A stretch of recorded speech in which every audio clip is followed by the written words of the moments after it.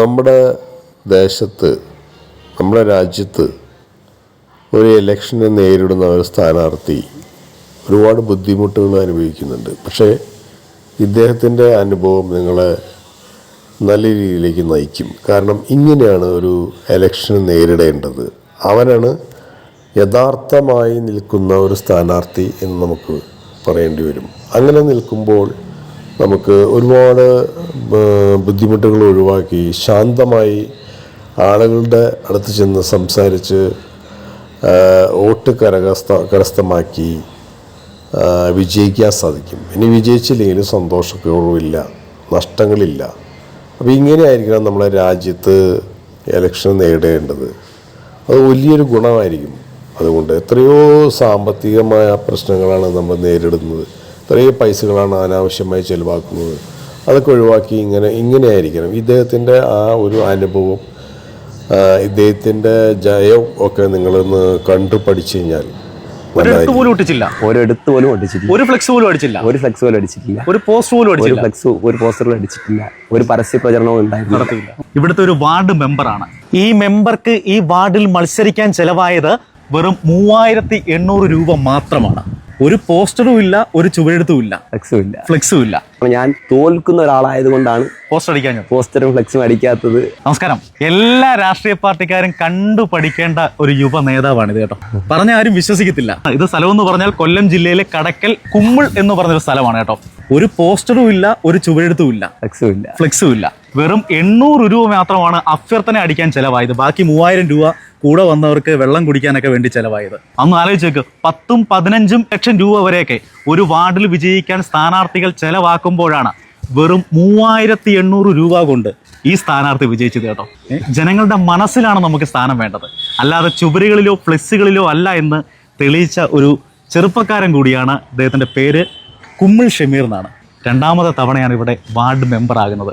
എന്തായാലും ഒരുപാട് സന്തോഷം. പണം വേണ്ട, ജനങ്ങളുടെ മനസ്സിൽ വോട്ട് നേടാൻ പ്രവർത്തിച്ചാൽ മതി. തീർച്ചയായിട്ടും അതിനൊരു തെളിവാണ് നിങ്ങൾ. ഈ ആളുകളൊക്കെ പരിഹസിച്ചിരുന്നു ഇങ്ങനെ ഈ പോസ്റ്ററും ഫ്ലെക്സും ഒന്നും അടിക്കാതെ മത്സരിച്ചപ്പോൾ. ആളുകൾ ഒത്തിരി എതിരാളികൾ ഒരുപാട് പ്രചരണം നടത്തിയിരുന്നു. എന്ന് വെച്ച് കഴിഞ്ഞാൽ ഞാൻ തോൽക്കുന്ന ഒരാളായതുകൊണ്ടാണ് ഇത്തരത്തിൽ പ്രചരണം നടത്തുന്നത്. പേടിച്ചാണ് ഇലക്ഷന് പൈസ വെറുതെ ചെലവാക്കണ്ട എന്നുള്ളത് പേടിച്ചിട്ടാണ് ഞാൻ ഇലക്ഷൻ മത്സരിക്കുന്നത്. ഒരുപാട് പേര് കളിയാക്കി. എന്റെ ബാഗ് നിറയെ വോട്ടുമായിട്ടാണ് ഞാൻ നടക്കുന്നത്. അതുകൊണ്ട് പ്രത്യേകിച്ച് ഒന്നും വേണ്ട. ഇത് നിങ്ങളുടെ ഒരു സ്റ്റൈലാണല്ലേ? ഇത് ജനങ്ങളുടെ പ്രശ്നങ്ങളാണ് ഈ ബാഗിൽ. എന്റെ കൂടെ ഈ ഒരു ബാഗ് ഉള്ള പോലെ ഇദ്ദേഹത്തിന്റെ കൂടെ ഉണ്ട് കേട്ടോ. ഈ ഒരു തോൾസഞ്ചി ഒരു ഇതാണ്, എല്ലാവർക്കും തിരിച്ചറിയുന്നത് ഇങ്ങനെയാണല്ലേ. ഞാൻ ഈ നാട്ടിൽ ജനിച്ചു വളർന്ന ആളാണ്. കഴിഞ്ഞ 10-15-20 വർഷത്തോളം കാലമായി ജനങ്ങൾക്കിടയിൽ പ്രവർത്തിക്കുന്ന ആളാണ്. എൻ്റെ ജീവിതത്തിൽ എന്നെ ഏറ്റവും കൂടുതൽ സ്വാധീനിച്ചിട്ടുള്ള പൊതുപ്രവർത്തകൻ അല്ലെങ്കിൽ രാഷ്ട്രീയ നേതാവ് എന്ന് പറയുന്നത് ഉമ്മൻചാണ്ടി സാറാണ്. അദ്ദേഹം എക്കാലത്തും ജനങ്ങളിലാണ് വിശ്വാസം അർപ്പിച്ചാണ് അദ്ദേഹത്തിൻ്റെ പൊതുപ്രവർത്തന ജീവിതം മുന്നോട്ട് കൊണ്ടുപോയിട്ടുള്ളത്. ജനങ്ങൾക്കിടയിൽ പ്രവർത്തിക്കുന്ന ഒരാളെന്നുള്ള രീതിയിൽ, എല്ലാ ആൾക്കാർക്കും അറിയാവുന്ന ഒരാളെന്നുള്ള രീതിയിൽ, അവരുടെ വിഷയങ്ങൾ നിരന്തരം ഇടപെടുന്ന ഒരാളെന്നുള്ള രീതിയിൽ ഒരു മുഖവരയുടെയോ പോസ്റ്ററിൻ്റെയോ ഫ്ലെക്സിൻ്റെയോ ചുവരെഴുത്തിൻ്റെയോ ആവശ്യമുണ്ട് എന്ന് ഞാൻ കരുതിയില്ല. നോട്ടീസ് അഭ്യർത്ഥന, ഞാൻ സ്വന്തമായിട്ട് എഴുതിയ അഭ്യർത്ഥന വീടുകളിൽ കൊണ്ടുകൊടുക്കുകയാണ് ചെയ്തത്. അത് മാത്രം സ്വന്തമായിട്ട് എഴുതിയ അഭ്യർത്ഥന, എനിക്ക് പറയാനുള്ള കാര്യങ്ങൾ എൻ്റെ പ്രിയപ്പെട്ട ജനങ്ങളെടുത്ത് അല്ലെങ്കിൽ വോട്ടർമാരെടുത്ത് അവരെടുത്ത് നേരിട്ട് കൊണ്ട് കൊടുത്തു. ജനങ്ങൾക്കിടയിൽ, ജനങ്ങളാണ്, ഞാൻ നേരത്തെ പറയുന്നത്, ജനങ്ങളാണ് എൻ്റെ ഏറ്റവും വലിയ ശക്തി, ജനങ്ങളിലാണ് വിശ്വാസം. പാർട്ടി പ്രവർത്തകരെയാണ് ഞാൻ ആദ്യം കൺവിൻസ് ചെയ്യാൻ ഏറ്റവും കൂടുതൽ ബുദ്ധിമുട്ട് നേരിട്ടത്. കാരണം അവർ പരമ്പരാഗത രീതിയിൽ അനുവർത്തിച്ചു പോരുന്ന ഒരു രീതിയുണ്ട്. അതിൽ നിന്ന് വ്യത്യസ്തമായ രീതിയിൽ ഇലക്ഷനെ സമീപിക്കാൻ കഴിയും, നമുക്ക് തീർച്ചയായിട്ടും വിജയിക്കാൻ കഴിയും, നിങ്ങൾ എൻ്റെ കൂടെ ഒരേപോലെ നിന്നാൽ മാത്രം മതി എന്ന് ഞാൻ അവരോടടുത്ത് ആവശ്യപ്പെട്ടിരുന്നു. കാരണം അതിന് ഒരു ആദ്യഘട്ടത്തിൽ വളരെ വിസമ്മതമായിരുന്നു ഉണ്ടായിരുന്നുവെങ്കിലും പിന്നീട് അത് വലിയ ഒരു നല്ല രീതിയിലുള്ള ഒരു റെസ്പോൺസ് ജനങ്ങൾക്കിടയിൽ ഉണ്ടാക്കിയെടുക്കാൻ അത് കാരണമായി.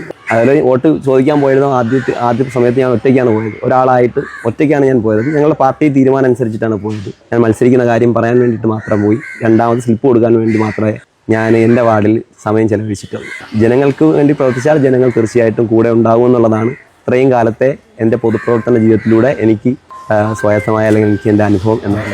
ഞാൻ മത്സരിച്ചത് നിലവിലത്തെ ഇവിടുത്തെ പഞ്ചായത്ത് പ്രസിഡന്റിനെതിരായിട്ടാണ്. അദ്ദേഹത്തിനെതിരായിട്ട് മത്സരിച്ച് ഞാൻ അദ്ദേഹത്തെ വില കുറച്ച് കാണുന്നില്ല.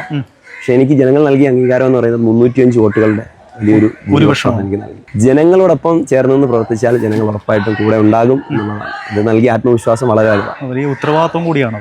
തീർച്ചയായിട്ടും. കാരണം ഞാൻ എൻ്റെ ഇലക്ഷൻ പ്രചരണം എന്ന് പറയുന്നത് ഞാനെന്ന് പറയുന്ന വ്യക്തിയിലായിരുന്നില്ല.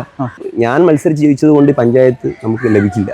എന്നെപ്പോലെ മറ്റുള്ള സ്ഥാനാർത്ഥികളും വിജയിച്ചു വന്നാൽ മാത്രമേ മാറ്റം ഉണ്ടാക്കിയെടുക്കാൻ കഴിയൂ എന്നുള്ള ഉത്തമ ബോധ്യത്തിൽ നിന്ന് 5 വർഷം ഞാൻ പഞ്ചായത്ത് മെമ്പറായിരുന്ന സമയം മുതൽ നടത്തിയ വളരെ കൃത്യതയോടെയും ചിട്ടയായ പ്രവർത്തനങ്ങളിലൂടെയാണ് നമുക്ക് ഈ ഒരു വലിയ വിജയത്തിലേക്ക് എത്തിച്ചേരാൻ കഴിയും. ഞാൻ മത്സരിച്ച് വിജയിച്ച വാർഡിൽ ഞാൻ ആകെ 32 വോട്ടിനാണ് ആദ്യം വിജയിച്ചു വന്നത്. നമ്മുടെ കാലഘട്ടം മാറുന്നതനുസരിച്ചിട്ട് നമ്മളുടെ സമ്പ്രദായങ്ങളും രീതികളും മുഴുവനായിട്ട് മാറേണ്ടതായിട്ടുണ്ട്. നമ്മൾ വെസ്റ്റേൺ രാജ്യങ്ങൾ പരിശോധിക്കുകയാണെങ്കിൽ അവിടെയെങ്കിലും ഇത്തരത്തിലുള്ള ശബ്ദ കോലാഹലങ്ങളോ അല്ലെങ്കിൽ വളരെ വലിയ ചുവരെഴുത്തുകളോ ഫ്ലെക്സോ അങ്ങനെയൊന്നും വെച്ചിട്ടല്ല അവിടെ ഇലക്ഷനെ നേരിടുന്നത്. കൃത്യമായിട്ടും ജനങ്ങളെ ഓരോരുത്തരെ സമീപിച്ചുകൊണ്ട് സ്ഥാനാർത്ഥി ഒരു പ്രത്യേക സ്ഥലത്ത് അല്ലെങ്കിൽ അവരുടെ ചുവരചിത്രമോ അല്ലെങ്കിൽ പോസ്റ്ററോ ഒക്കെ പതിച്ചുകൊണ്ടാണ് ഇലക്ഷൻ നേടുന്നത്. വളരെ സൈലൻ്റ് ആയിട്ടാണ് ഇലക്ഷൻ നേടുന്നത്. അപ്പോൾ അത്തരത്തിലുള്ള മാതൃകകൾ നമ്മുടെ രാജ്യത്തും അല്ലെങ്കിൽ നമ്മുടെ സമൂഹത്തിലും താമസിയാതെ വരും എന്നുള്ളതാണ് ഞാൻ പ്രതീക്ഷിക്കുന്നത്.